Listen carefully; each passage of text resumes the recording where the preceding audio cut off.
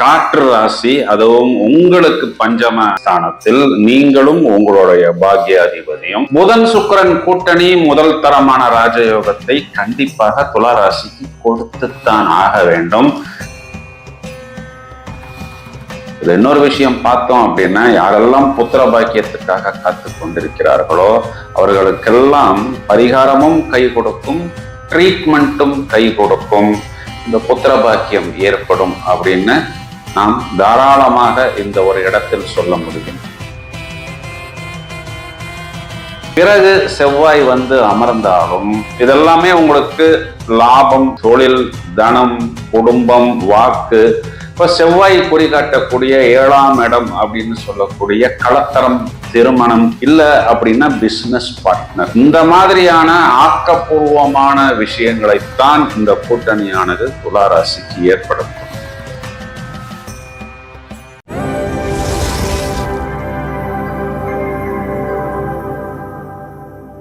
Hello friends, கோச்சாரத்தில் மீண்டும் ஒரு சுவாரஸ்யமான பதிவு.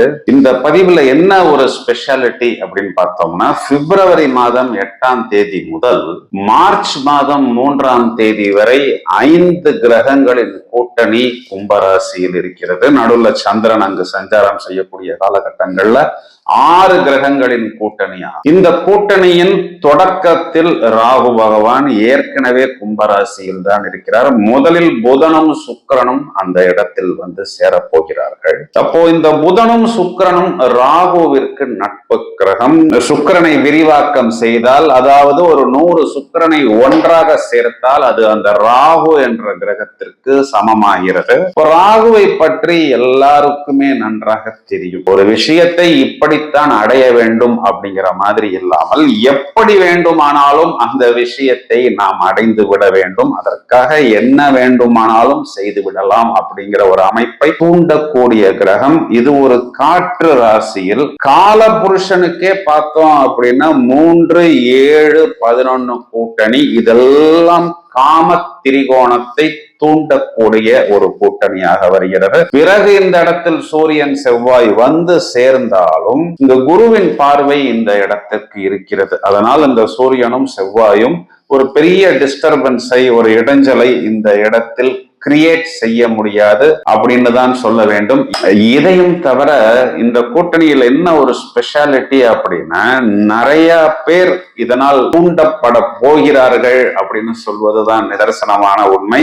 ஒரு ஆட்டக்காரனுக்கு எப்படி ஒரு மேடை கிடைக்கிறதோ, ஒரு கவிஞனுக்கு எப்படி ஒரு பேனா கிடைக்கிறதோ, அதை போல் ஒரு கிரகங்களை பற்றி பேசுவதற்கு இது ஒரு நல்ல தளம். இதை வந்து நம்ம ரொம்ப அப்படியே ஒரு மாதிரி சுவாரஸ்யமா, யதார்த்தமா இன்னைக்கு இருக்கக்கூடிய ட்ரெண்டில் எடுத்து செல்வோம்.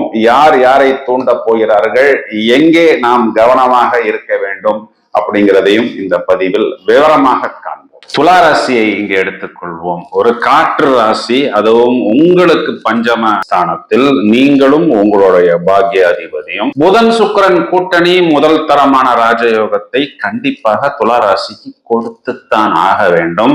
இந்த இடத்துல பார்த்தோம்னா உங்களுடைய திறமையை, உங்களுடைய வித்தையை பூர்ணமாக அந்த காற்றில் நீங்கள் வெளியேற்றக்கூடிய அமைப்பு. அப்படின்னா என்னன்னா, உங்களுடைய டேலண்ட், அது ஒரு நல்ல ஒரு பாட்டு பாடுறதா இருக்கலாம், இல்ல வந்து உங்களுடைய ஆர்ட்டாக இருக்கலாம், இல்ல உங்களுடைய மாடலிங், இல்ல உங்களுடைய மீடியா தொடர்பு, இது எல்லாத்தையுமே, இல்ல உங்களுடைய கிராஃப்ட்ஸ்மேன்ஷிப், அது ஒர்க் சம்பந்தப்பட்ட விஷயங்களாக இருந்தாலும் அதனை டிஜிட்டல் மீடியால நீங்க வந்து எக்ஸிபிஷன் செய்து நிறைய பார்வையாளர்களை, வாடிக்கையாளர்களை, கஸ்டமர்களை உங்கள் பக்கம் ஈர்க்கக்கூடிய அமைப்பு. இல்ல நீங்க ஒர்க்கிங் ப்ரொஃபைலா இருந்தா இந்த இன்டர்நெட் மூலமா, காற்று மூலமா நிறைய வெளியூர், வெளிநாடு தொடர்பு, அதன் மூலம் உங்களுக்கு நிறைய வாய்ப்புகள், நான் ஆன்சைட்டுக்கு போகணும், இந்த மாதிரியான விஷயங்கள் எல்லாம் உங்களுக்கு முதலில் பிரமாதமாக ஏற்படும். இது இன்னொரு விஷயம் பார்த்தோம் அப்படின்னா, யாரெல்லாம் புத்திர பாக்கியத்துக்காக காத்து கொண்டிருக்கிறார்களோ அவர்களுக்கெல்லாம் பரிகாரமும் கை கொடுக்கும், ட்ரீட்மெண்ட்டும் கை கொடுக்கும், இந்த புத்திர பாக்கியம் ஏற்படும் அப்படின்னு நாம் தாராளமாக இந்த ஒரு இடத்தில் சொல்ல முடியும். இதையும் தவிர அந்த இளமை மாறாத தோற்றம், எங்கு போனாலும் நமக்கு ஒரு லட்சணம், ஒரு அங்கீகாரம், ஒரு நல்ல ஒரு ஒளிவட்டம் சொல்லலாம், இல்ல தேஜஸ் அப்படின்னும் சொல்லலாம். இதெல்லாம் இவர்களுக்கு முதல் தரமான ராஜயோகத்தை கண்டிப்பாக ஏற்படுத்தி கொடுக்கும். இதையும் தவிர 5ஆம் இடம் அப்படிங்கிறது நாம் மதிமயங்கக்கூடிய இடம். அந்த இடத்துல நாமும் புதனும், அதாவது ஒரு மின்னல் வேகத்தை குறிகாட்டக்கூடிய புதனும், அதை விட ஒரு நல்ல ஸ்பீடை குறிகாட்டக்கூடிய அந்த ராகுங்கிற ஒரு கிரகத்துடன் சேரும் பொழுது நம்மளுடைய மதி மயங்கும். எந்த இடத்துல அந்த மதி மயங்கும் அப்படின்னா, காற்றிலே வரும் கீதமே அப்படின்னு சொல்றாங்க பாத்தீங்களா, கண்ணனை அறிவாயோ அப்படின்னு. இப்போ உங்களுடைய கண்ணன் யாரு, உங்களுடைய ராதை யாரு அப்படிங்கிற மாதிரி திருமணத்துக்காக காத்திருக்கக்கூடிய நபர்கள், மறுமணத்துக்காக காத்திருக்கக்கூடிய நபர்கள், இவங்களுக்கெல்லாம் அந்த நபர் கண்டுபிடிக்கப்படும். இதனால உங்களுக்கு ஒரு பெரிய டிஸ்டர்பன்ஸ் வரும் அப்படிங்கிற மாதிரி இந்த இடத்தில் சொல்ல முடியாது. ஏன் அப்படின்னு பார்த்தோம்னா, இந்த கூட்டணியை குரு பார்க்கிறார். அப்ப அவர் என்ன பண்ணிருவாரு அப்படின்னா, ஃபில்டர் பண்ணிருவாரு. தாறுமாறா ஒரு மாதிரி உங்களுக்கு நெகட்டிவான விஷயங்களை எல்லாம் இந்த இடத்தில் கட் பண்ணி விடுவார். அதுலயும் குறிப்பா இந்த இடத்தில் பின்னாடி உங்களுடைய சத்ரு கிரகம் சொல்லக்கூடிய சூரியன் வந்து அமர்ந்தாலும், பிறகு செவ்வாய் வந்து அமர்ந்தாலும், இதெல்லாமே உங்களுக்கு லாபம், தொழில், தனம், குடும்பம், வாக்கு. இப்ப செவ்வாய் குறிகாட்டக்கூடிய 7ஆம் இடம் அப்படின்னு சொல்லக்கூடிய களத்தரம், திருமணம், இல்ல அப்படின்னா பிசினஸ் பார்ட்னர், இந்த மாதிரியான ஆக்கப்பூர்வமான விஷயங்களைத்தான் இந்த கூட்டணியானது துலா ராசிக்கு ஏற்படுத்தும். இந்த கூட்டணி முதல்ல செவ்வாயோடைய நட்சத்திரத்துல பயணிக்கும் பொழுது உங்களுடைய பொருளாதாரம், கொடுத்த வாக்கை காப்பாற்றுவது, தனம், குடும்பம், வாக்கு. பிறகு ராகுவின் நட்சத்திரத்தில் பயணிக்கக்கூடிய காலகட்டங்கள்ல பூரணமா நீங்கள் எந்த தொழில் துறையில் இருக்கிறீர்களோ அது சம்பந்தப்பட்ட ஒரு அங்கீகாரம், நிறைய இனோவேட்டிவ் திங்கிங். இது 5ஆம் இடம் அப்படிங்கிறதுனால குறிப்பா இது பார்த்தோம்னா 6ஆம் வீட்டுக்கு 12ஆம் வீடு. அப்போ நோயிலிருந்து வெளியே வருவது, கடனிலிருந்து வெளியே வருவது, சத்ரு தொல்லை, எதிரி, வம்பு, வழக்கு, இதெல்லாம் ஒரு ஆல்டர்னேட்டிவ் ரூட்டை எடுத்து பயணித்து அதன் மூலம் நாம் வெற்றி அடையக்கூடிய அமைப்பு. ஏன்னா இந்த கூட்டணி பிறகு குருவுடைய நட்சத்திரத்தில் பயணிக்கும் பொழுது நமக்கு அது வெற்றி ஸ்தானமாக, குருவின் பார்வையாக.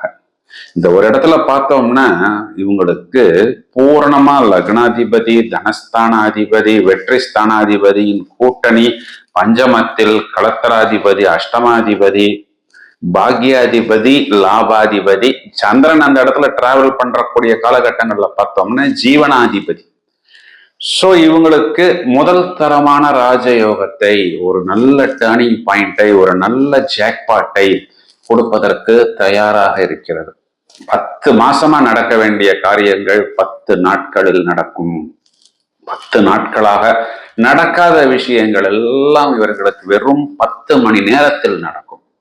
சரி, இப்ப இந்த கூட்டணியானது இவர்களுக்கு மட்டும்தான் பிளஸ்ஸா அப்படின்னு பார்த்தா, இவங்களுடைய குழந்தைகளுக்கு பூரணமான ஒரு பிளஸ். இவ்வளவு நாளா எங்களுக்கு இந்த ஊருக்கு விசா கிடைக்கலையே அப்படின்னு வருத்தப்படக்கூடிய நபர்களுக்கெல்லாம் ஒரு பக்கம் பார்த்தா லண்டன்ல பிளேஸ்மெண்ட், ஒரு பக்கம் ஆஸ்திரேலியா பிளேஸ்மெண்ட், இந்த பக்கம் யூஎஸ் பிளேஸ்மெண்ட். இது 3ல உங்களுக்கு எது வேணும் அப்படிங்கிற அளவுக்கு தேர்ந்தெடுக்கக்கூடிய அளவுக்கு நிறைய உங்களுக்கு ஆப்ஷன்ஸ் கிடைக்கும். அதனை புத்திசாலித்தனமாக உபயோகித்துக் கொள்ளுங்கள்.